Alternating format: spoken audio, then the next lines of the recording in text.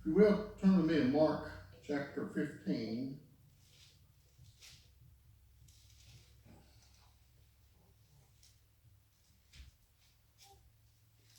Mark chapter 15, starting verse 33, please.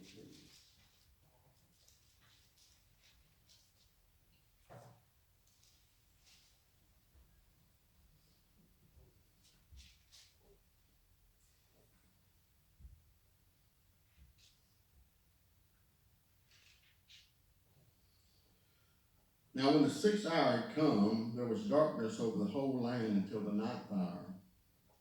In the ninth hour, Jesus cried out with a loud voice, saying, Eli, Eli, lama sabachthani, which is translated, my God, why have you forsaken me?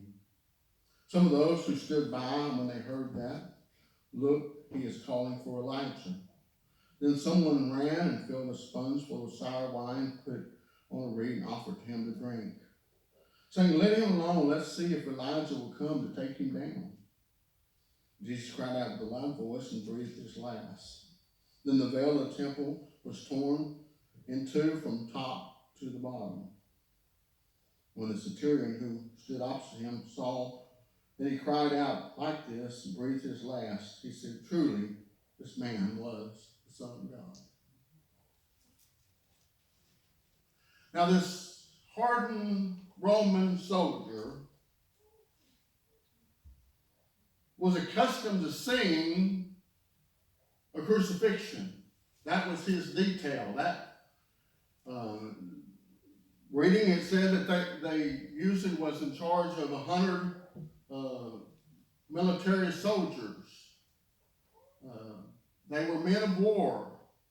They had seen the worst of the worst. They had been face to face with cruelty and death.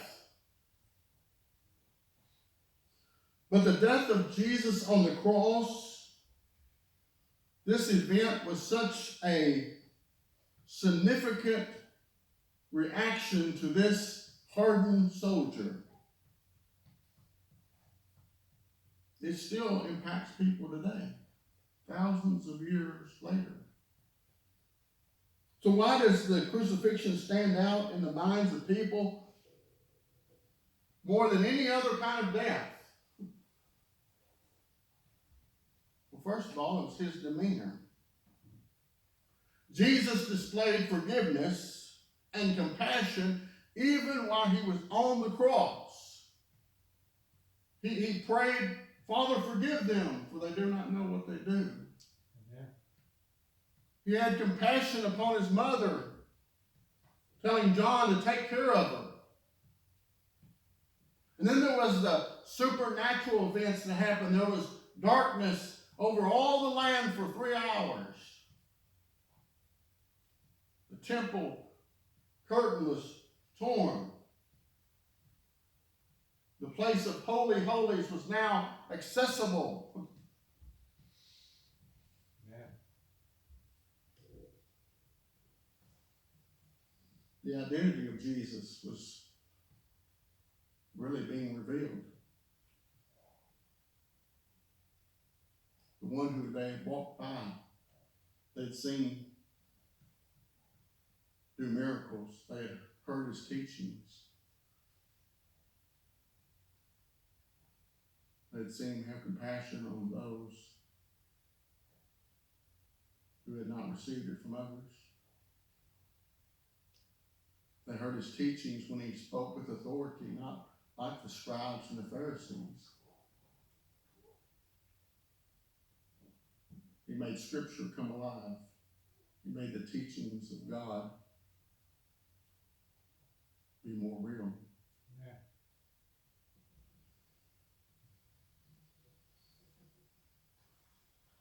And then there's the spiritual weight that was shown upon the cross. This was not just an ordinary man dying for sins that he had committed. It was a man who was without sin,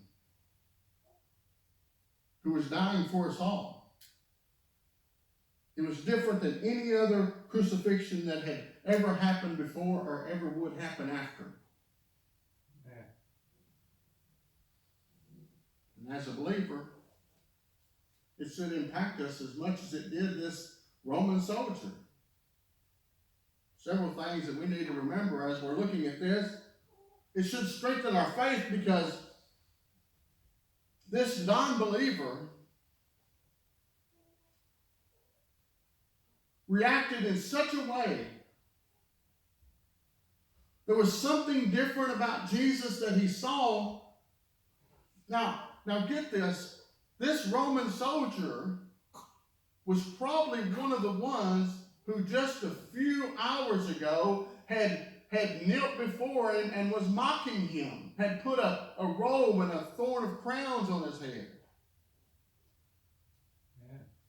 And yet, something miraculous happened while he was on the cross.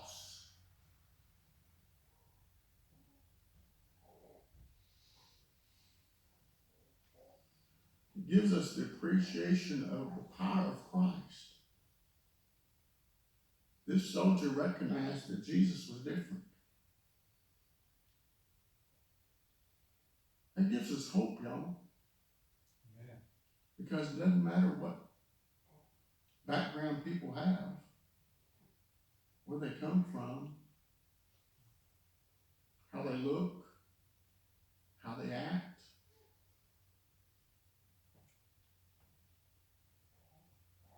The power of Christ can change people. It can persuade people to follow him. It transcends background and job description and whether they're rich or poor, fat or skinny, or pretty or ugly. It doesn't matter when it comes to the power of Christ and the power of the cross. It can touch anybody at any time, at any place in their life. And that's why we should believe it, and that's why we should proclaim it.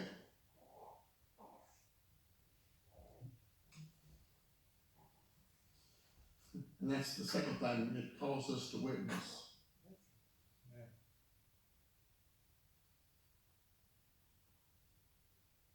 Because if we have the attitude that nobody's too hard to hear the gospel, nobody is too lost to hear the gospel,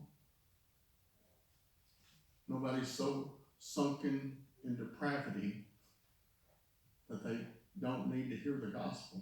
If we believe that in our hearts, if we truly cling to that, then we should be witnesses unto the world around us, a world that is dark and that truly needs the light.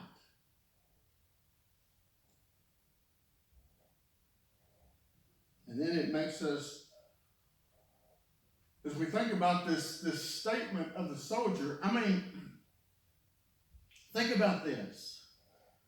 He's in charge of all these men. They're all there. They got all these religious leaders there. I'm sure the people are crowded there to watch this guy die on the cross.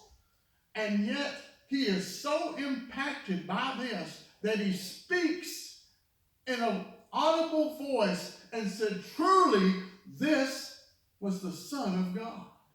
He doesn't just think it, but he speaks it. He can't help himself.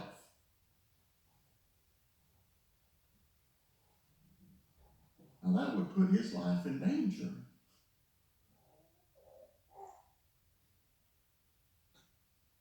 Because I'm sure the religious leaders didn't want him to say that.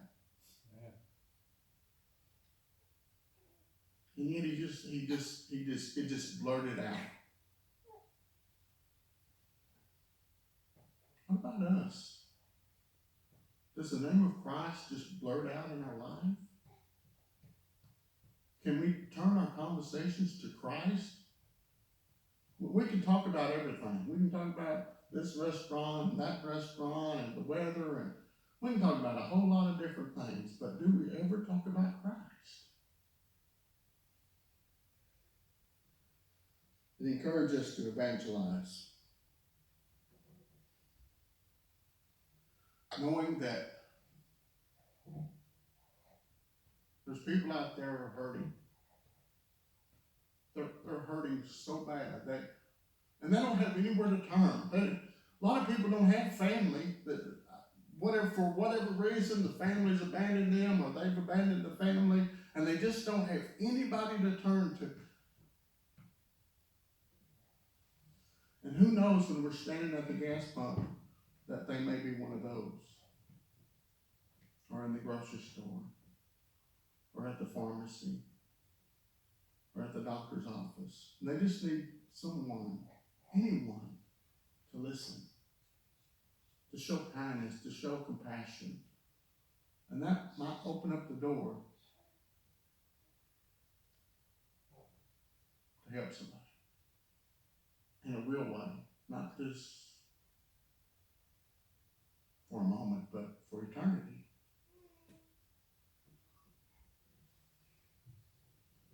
And then it reminds us of the sovereignty of God.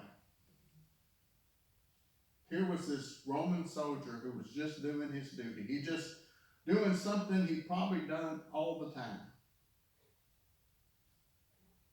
And he came face to face with Jesus. Yeah. Nothing unordinary about that, because we have all come face to face with Jesus at some point in our life. Whether we were at church service, or a friend invited us to church, or someone witnessed to us, or our parents shared their faith with us. Somewhere you've encountered Jesus along the way, or you wouldn't be here. Yeah.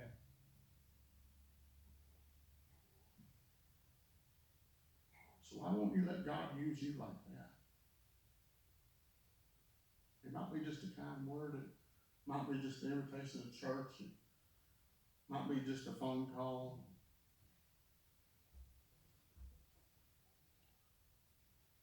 Don't ever doubt what God can do with just a little act.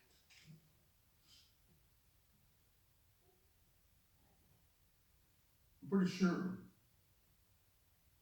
because you can't have an experience like this without it changing you. I bet that man was changed. Yeah. I mean, there's some people, when I get to heaven, I want to see, of course, my mom and my dad first and foremost. Well, right after Jesus. I want to see him first. But them three, and then, but there's some people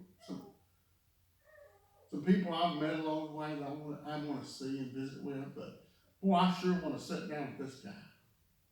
I want to hear this story.